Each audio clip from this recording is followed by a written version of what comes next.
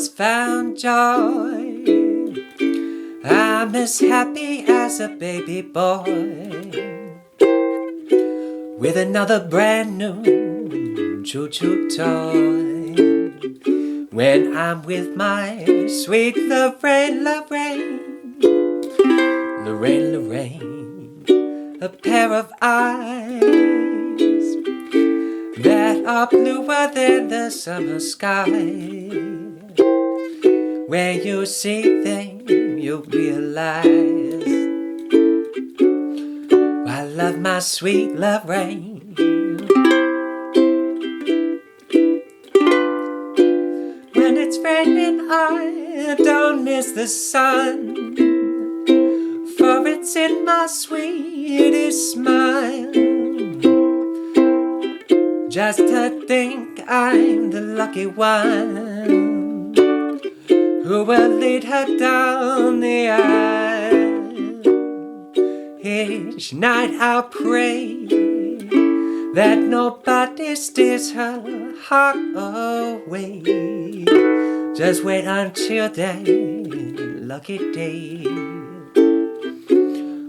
when I marry sweet Lorraine.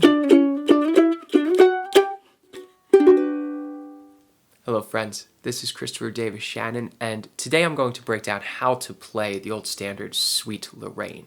This one has a special place in my heart because, well, my grandmother was Lorraine. But also I grew up with a record player in my playroom, and one of the records that was in constant rotation was the Nat King Cole Trio, and this was one of Nat King Cole's major hits. Now, what I just did in the play along, those are the correct chords that you'll find on most chord charts for this.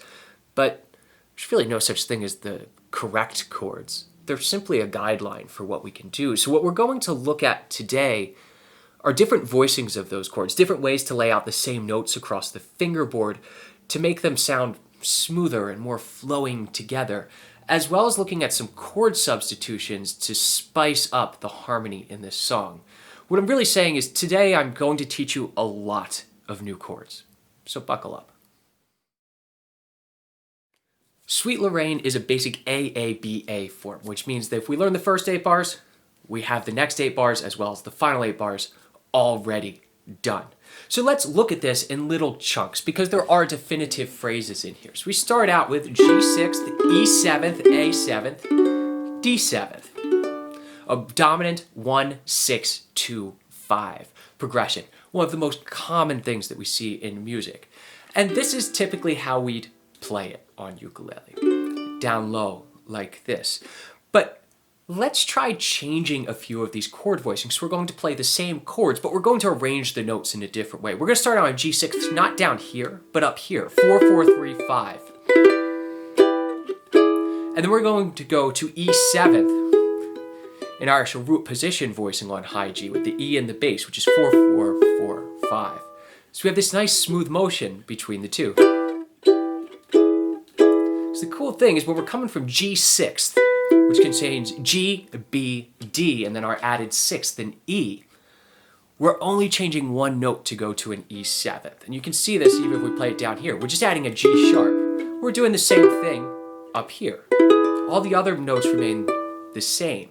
But then we're going to come down to an A7th, and we're going to play this, keeping this E where it's been the whole time. We're keeping this anchor point in the harmony on the C string. We're pedaling this E. So we're going to play 2-4-3-4. You'll see it's just really our G7th chord. Slid on up. You can bar this if you'd like. And then coming down to our D7th. So what I'm going to do is I'm going to play this progression twice, this 1-6-2-5. Once with those open position voicings and once with the other one so that you can hear the difference between these two. Because again, it's the same exact chords.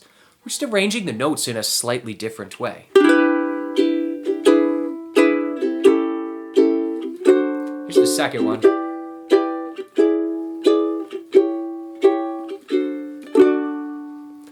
So we have options here. And this presents itself 3 times throughout the tune, so it doesn't mean that you have to play it exactly the same every single time. Now the next measure, we go to an E minor 7th chord, which you'll note is really the same as a G6th. has the same exact notes in there. So we're going to use that same voicing, 4, 4, 3, 5. And this is the joy of any 4-note voicing on uke. It can be multiple chords. Just let the bass player decide what they want it to be. So an E minor 7th, and it comes down to a C 7th. But we're going to change this to a C9. Again, we're going to keep a constant in the harmony. We're going to keep this D up top. So we're going to go 4, 4, 3, 5 to 3, 4, 3, 5. So all we're really doing is going B to B flat on the G string. One tiny change in the harmony. Which makes that C 7th, which is a non-chord in the key of G. We would usually not have big old B flat in the key of G. It makes it much less jarring by adding this extension, the 9th, which is a chord tone in G. So we're just having a B flat, but we don't have this big, hey, I'm a C 7th screaming at you. This slides on down to a B 7th for a full measure. And you can play with this B 7th. You can keep that added 9th if you want. C9 to B9, and then bring it down to B7. You can walk it down to a different B7th voicing. 4, 3, 2, open. You can go.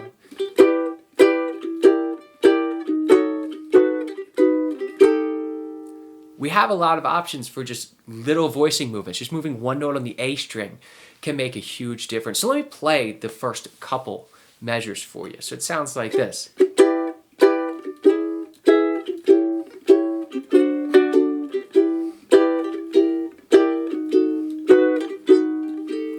We're getting a little different sound here. Instead of screaming, hey, I'm a ukulele, here are my open position chords, we're thinking a little bit about voice leading and how we're letting these chords move in and out of each other. So then we get to the next little bit. We're going to an E 7th again, and let's use this one down here. But then as we go to the A 7th in the next 2 beats, let's make it an A9. Again, making an extension of the chord, adding an extra note to it, by borrowing something from the previous chord to make the transition smoother. So instead of, we hear,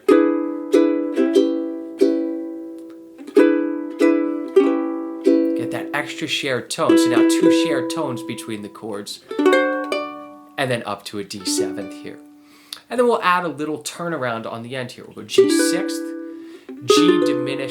G sharp diminished 7th, 1, 2, 1, 2, C 6th, 2, 4, 3, 3. In the normal version, this is just a C major chord. Again, this is also a C major chord. We're just adding an extension, a little extra flavor to the chord. We still have C, E, and G, our regular C major chord. We're just adding an A to it. And then up to a D 7th or a D augmented. We can add the 7th here. And that's just a D chord, which you've played before. But we're adding an A sharp to it, an augmented 5th. So our turnaround goes like this. You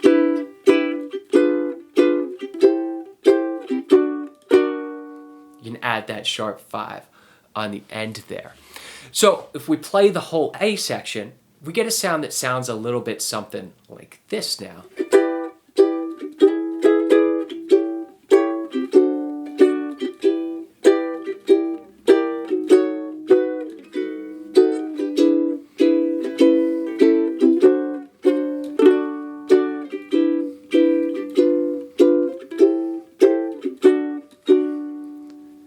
So now we're getting some of that nice voice leading in this little tune.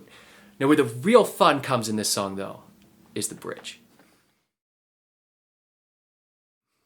When we look at the bridge of this tune, it goes to the 4 chord, which is a very common temporary modulation for the bridge of a song. Just go to the next stable tone in the chord series, the 4 chord. But then it immediately goes off the rails. You go C to E 7th. That E 7th is leading us to A minor and then to C 7th. But there's so much more that can happen here. If you listen to a lot of versions of this tune, there are effectively chord changes on every single beat in these few measures. And we have a lot of room because the melody's moving to pick out different chords that might complement it. So I'm going to start out on that C 6th chord. instead of C. Again, just adding a little extra spice. You could even do C major 7th if you wanted here. It's all C chord, just a little bit different. But then on beat 2, I'm going to go to a B minor 7 flat 5, 2, 2, 1, 2. And then E7 flat 9, 1, 2, 1, 2 to E7. Just lift up my middle finger. So we're making small movements between these chords to get us to the A minor, instead of just, coming through da da da da da da. We can really add some more tension to this with da da da da dee da dee da dee.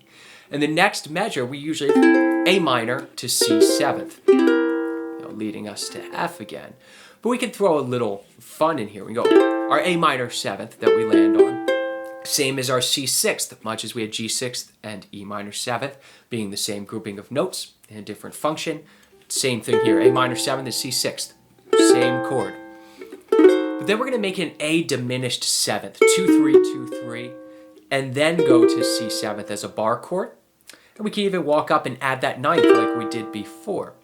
So we hear that something that sounds like this. When it's raining, I don't miss the sun. So while the melody is moving, we're creating this contrary melody in the chords that's complementing it and providing more support, but also more tension, because this bridge doesn't really stick around a G the whole time, which is the key that we're in, and that's our stable sound is that G, and it's not giving it to us. So we're alluding more to the tension in the melody and the harmony by adding some of these extra chords.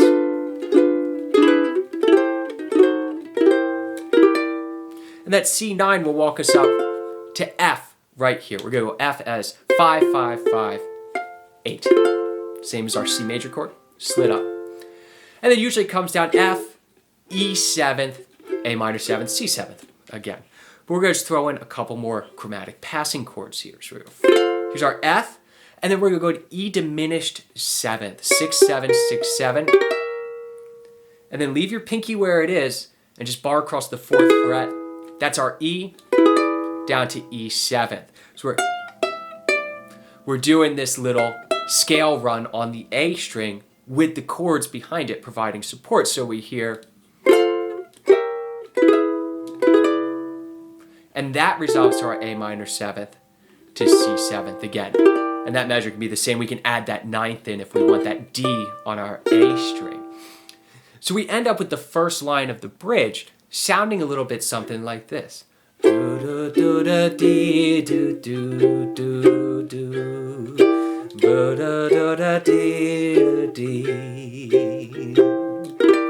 then as we walk up, this is where the real fun starts. We have this chromatic line now that starts, and it goes F, E7th, and then in the play-along version, we had an A7th, because that's what's happening, but it's also not at all what's happening. And then a D7th. So what we're listening for is this chromatic run right here. And what we have here is we're playing F to E7, that's all good. But then we have an A7 over E flat. So what we're actually doing here is what's called a tritone substitution. We take an A7 and we go up a flat 5 from there, or no, sharp 4, whichever you want to call it, the tritone. And that gives us an E flat or a D sharp. And in that chord contained the leading tones, the most important sounds in that A7th chord. We play an A7th, the C sharp and the G are what really tell us this is a major chord and it's a dominant chord. Those are our leading tones that give us that sense of where the chord is actually going. We know there's some kind of A. And in this E flat 7th chord that we play here, well, we have G and C sharp, or D flat in this case, if we're calling it E flat 7th. So we have those two most important tones from that chord, but we're using an entirely different chord to support that.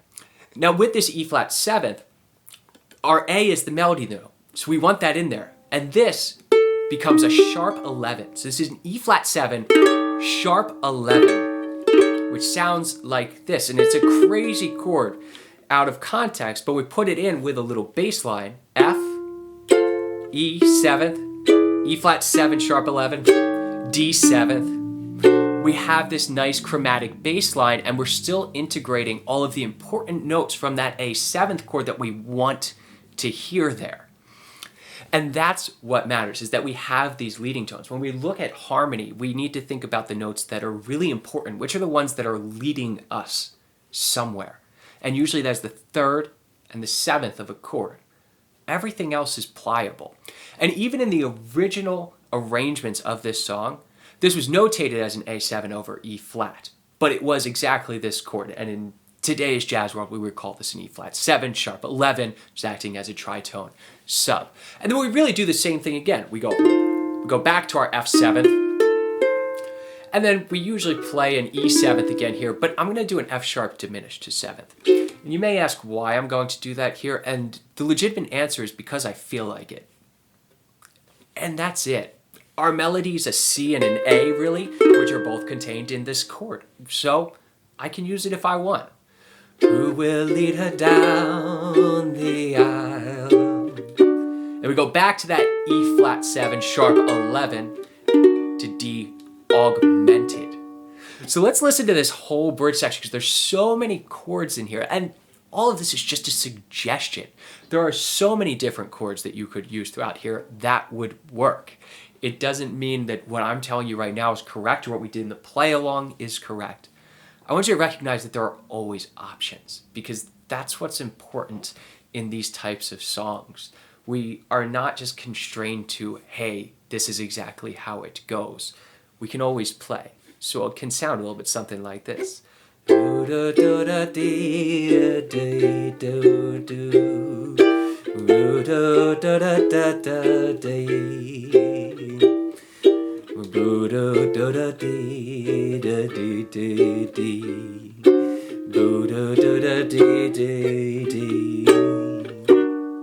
And going up to that augmented chord, which finally brings us back to our G6th. With this big breath of fresh air of, hey, we finally made it back to home after this long run of harmony. I hope that you all have enjoyed this lesson. I know that I just threw a whole lot at you. If you join me over on Patreon, I have chord sheets for both everything I just said, as well as the basic play along for those of you that want to strum the chords, because there's nothing wrong with that either. And sometimes simple is the way to go. We'll also be talking about this a little bit more at my live stream on Patreon this coming Friday. But before I forget, this episode has been brought to you by the Tin Man's Magic Ukulele Strings. They're the strings I play on my ukulele and create here at my home. And now you too can have them as well.